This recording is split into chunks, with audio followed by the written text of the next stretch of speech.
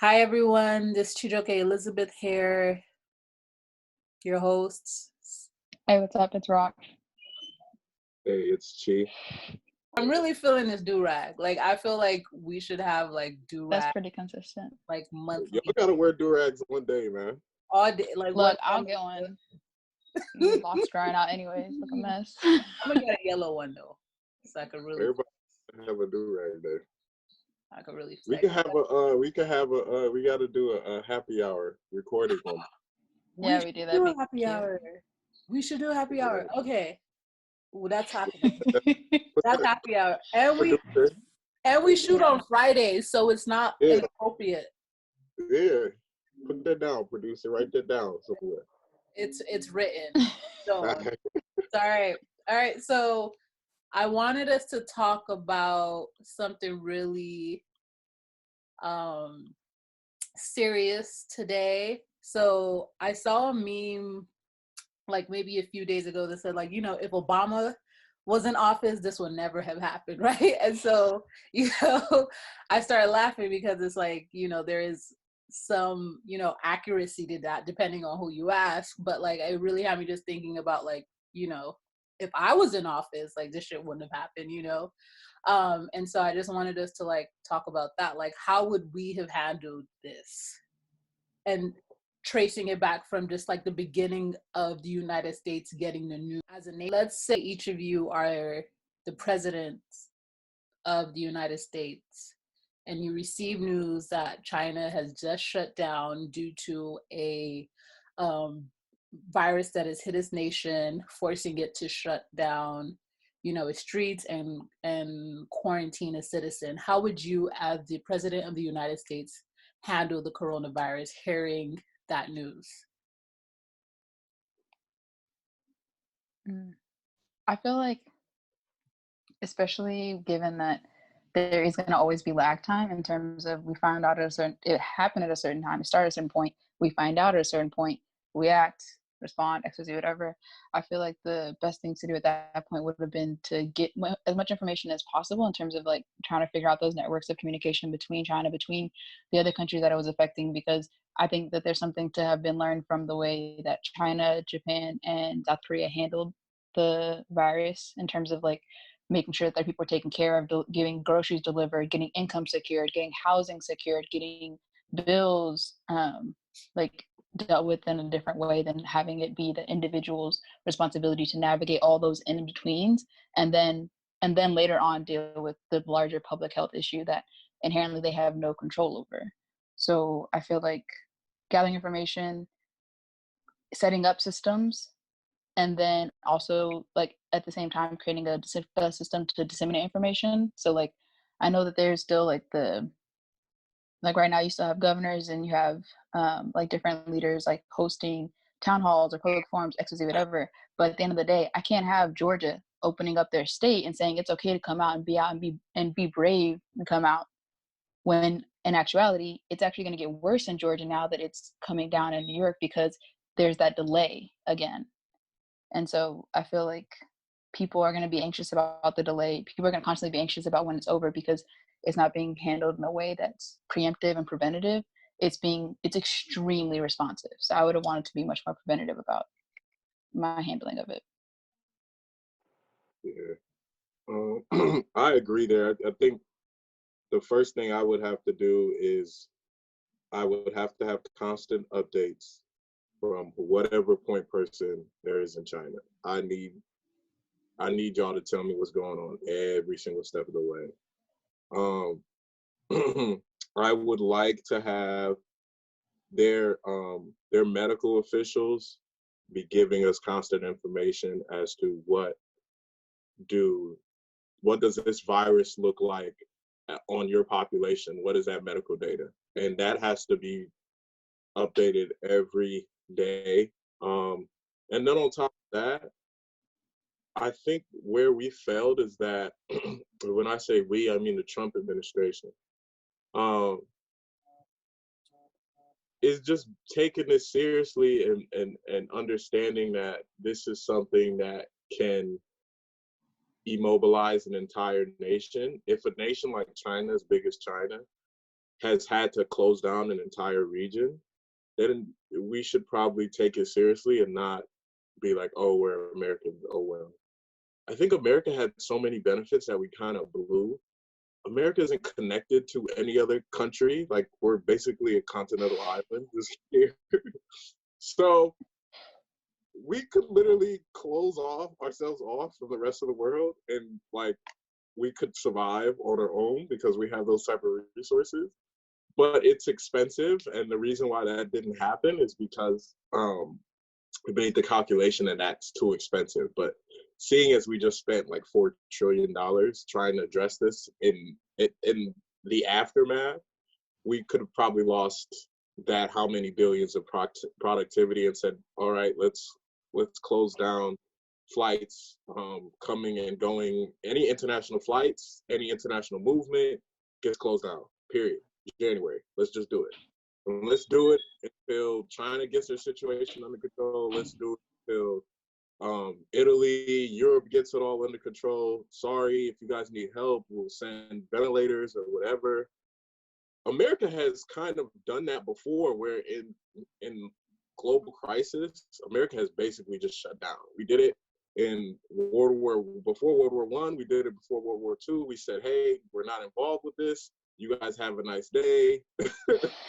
So we have the ability to look after ourselves, but we didn't take it seriously. Yeah. So this step one and step two would be, step one is, okay, have constant communication from a diplomatic perspective with the Chinese government. Step two is have constant relay of information, medical information, for our medical practitioners to get an idea of what they were dealing with.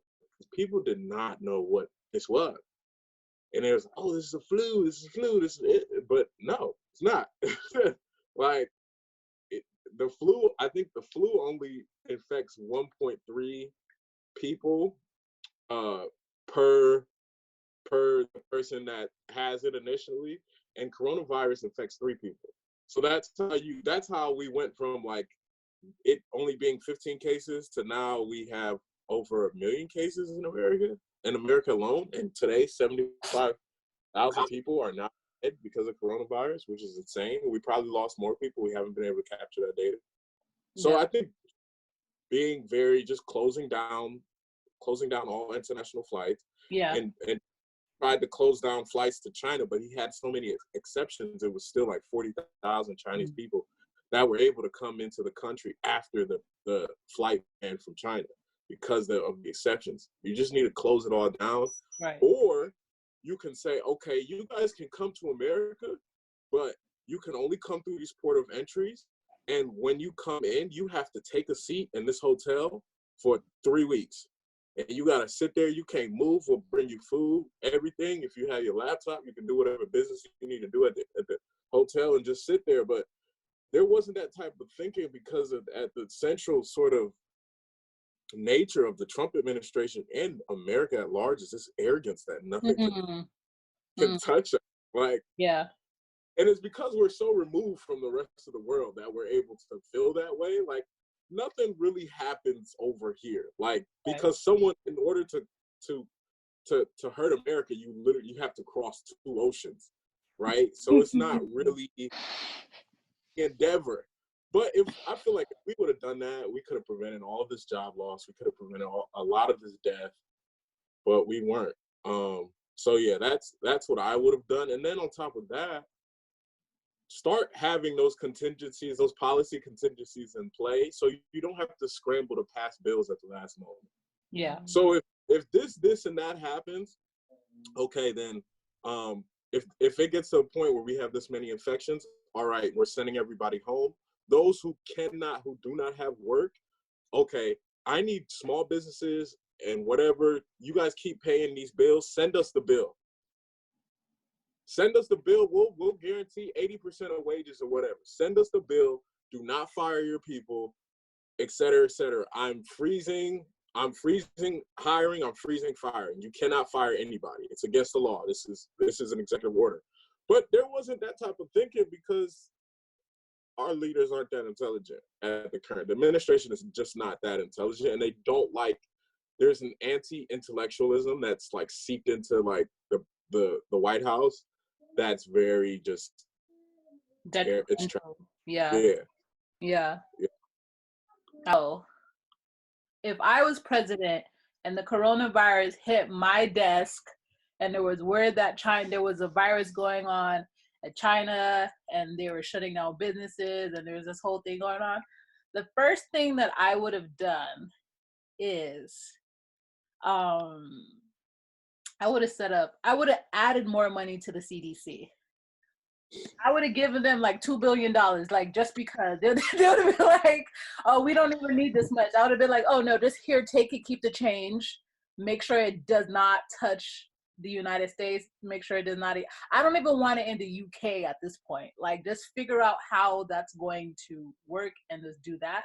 The second thing that I would have done if it was too late at that point to contain it in China is establish quarantine units at our airports, right? Because this is how it's getting into the US. So why not set up areas that we can assess people in? Well, then let me backtrack. I would first need to figure out the test, right? So figuring out, how do we know people have this? Like, what are the symptoms of it? You know, how is it, how can we test people for it? How can we test our citizens for it who have just come back to use the States for it currently? And then I would set up the quarantine units. And then I would set up a task force to navigate, to update me on the things that we need for it. So I think that there was a lot of, I think one of you said it was, I think Rocky, you said it was really reactive as opposed to preventative, right? So the first thing that I would have tried to figure out is, how do we prevent this from hitting the United States? And if it's already here in the United States, how do we minimize exposure to it? And how do we treat those who have it? Right, because when I know at the very first episode we talked about, I had mentioned that at my job we got news that students from Italy were being sent back.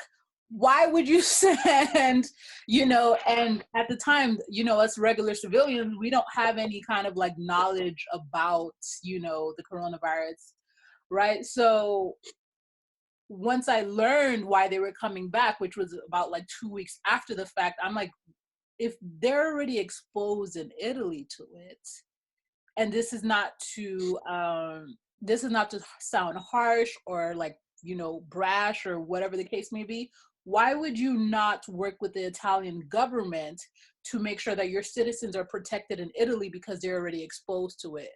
Why would you bring them back to the United States when you have no testing, no facilities to quarantine them? There's no real infrastructure, there's no real system to handling this disease. Like, that doesn't make any sense to me. So that's one of the first things that I would have done. So go ahead. I forgot where we were at. What were we I'm talking sorry. about?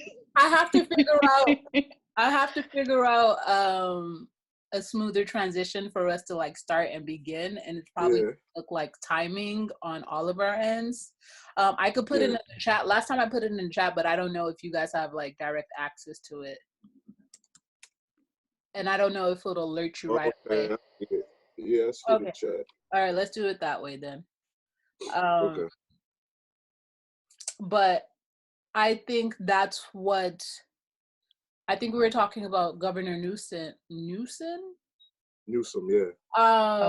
And that's what I was gonna say was, that's what like leadership looks like, right? Because you have a governor who's like deputies who are his mayors all supporting what he's saying and also all following suit, right?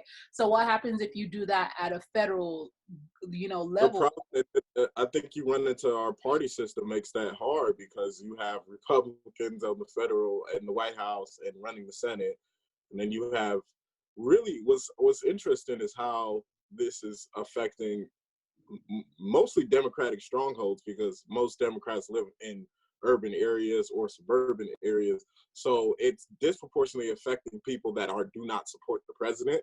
So it disincentivizes his reaction to the virus, because his supporters are somewhat safer than those who are directly impacted.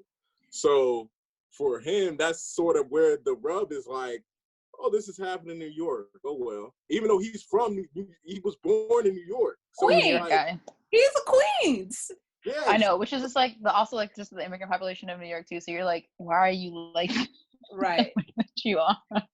it's crazy. You said earlier it's an anti-intelligence kind of like, like, let's do the thing furthest away from being smart. Let's do that. Like, yeah, because he'd rather be right than be on the right side.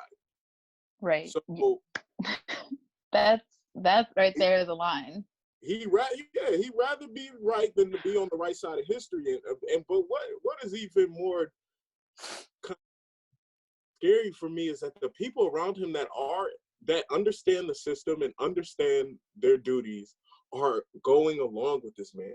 Like, somebody hasn't come up behind him and like hit him and knocked him out and said, all right, y'all, let's take care of this. Even as one of Pence's aides apparently got diagnosed recently with having COVID. And so it's like, it's not like it's not impacting y'all. It's just that it's not impacting y'all the same way, where it's like, you're not someone who's like impacting him, because he said his friends in New York, some of his friends in New York from his old real estate days has gotten it. But I was like, but to get it and to experience the worst of it. Yeah. But they're rich. And then when Boris get it, I thought that was, I'm like, Boris got it. It was serious. Yeah. It's serious, but yeah. It's there is a difference. I think there's a degree of difference in who it affects and how it affects people. And I think,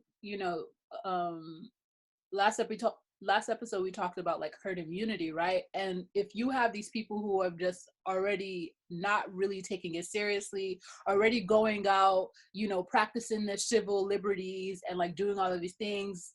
Pence went to the hospital. Yeah, he went to a hospital. A mask.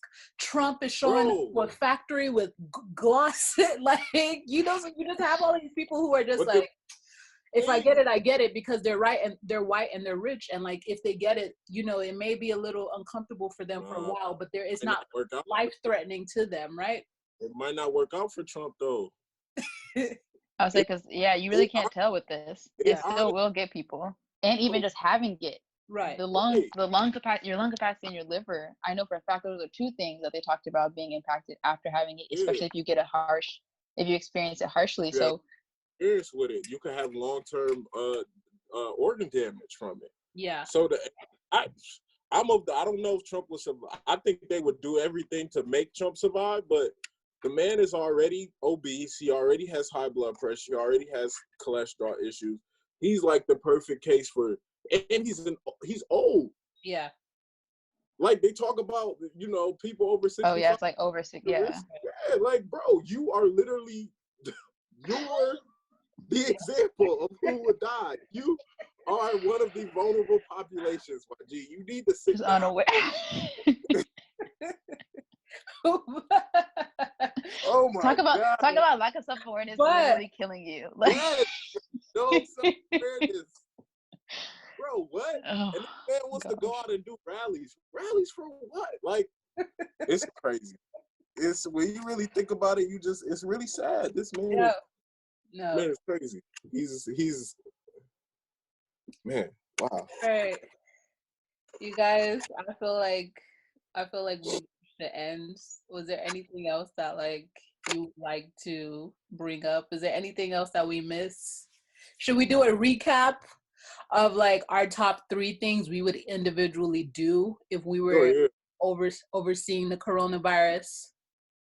Yeah, we can do that. I'm gonna let you start this time. Constant communication with the Chinese government. So I guess it would be an intergovernment task force between the Chinese government, guaranteed medical information transfers and relays for our medical administrative bodies here in America to be able to analyze. Mandatory shutdown of international flights, no exceptions. If you want to come to America, you sit in a hotel room by yourself in quarantine for 21 days.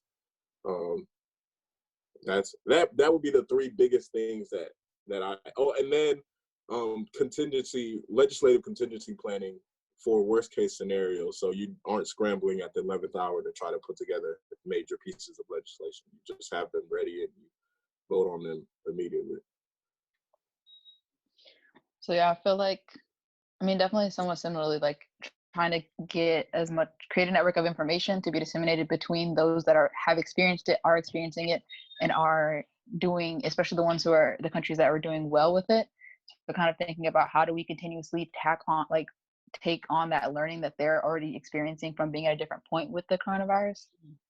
Secondarily, would definitely try to put up safeguards in place. And I was thinking about, especially in regards to like, if you have people that are here that are not citizens, and like what happens if you're up for citizenship in the middle of this, like and so like creating those kinds of so not just creating legislation to make sure that United States citizens are protected, but also non-citizens are not put in positions of like, I mean, but that's just detrimental because like papers here are such a big deal. Right. Yeah, and then third would be like prioritizing public health and being comfortable, and also I think kind of like asserting that whatever calculations we try to do about the impact of this virus, there's always going to be things we cannot quantify, and so therefore it's always going to cost more to not act preventatively, and trying to kind of push that narrative with not just the federal but also state and local government officials. Yeah. On the tail of that, first thing that I would do is definitely reinstate the CDC, put as much federal funding into the CDC to do research on the virus, to come up with testing for this virus, to come up with, the first thing I would do is just, try to explore our options as much as I can through the CDC, right? Second thing that I would do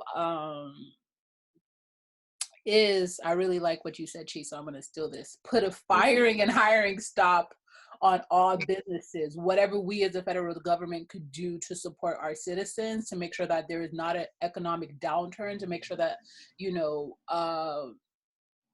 22 million of our citizens don't show up, and not show up, but don't become unemployed. Yeah. That's what I'm doing. Third thing that I would do is definitely, I want to say this, but I don't want to copy you, Brock, but would be to keep an open pathway of communications with our, allies in the West. Is Europe west of us? Our allies in the West who have encountered this and are at different, stages of this, and just see like how we best can prepare for it. Like, I'll try to figure out what they wish they'd known before it hit them, so that we can be prepared for it at that level. So, yeah, this is the coronavirus task force. Rona Report. This is the coronavirus task force, aka the Rona Report. And thanks for having us. All right.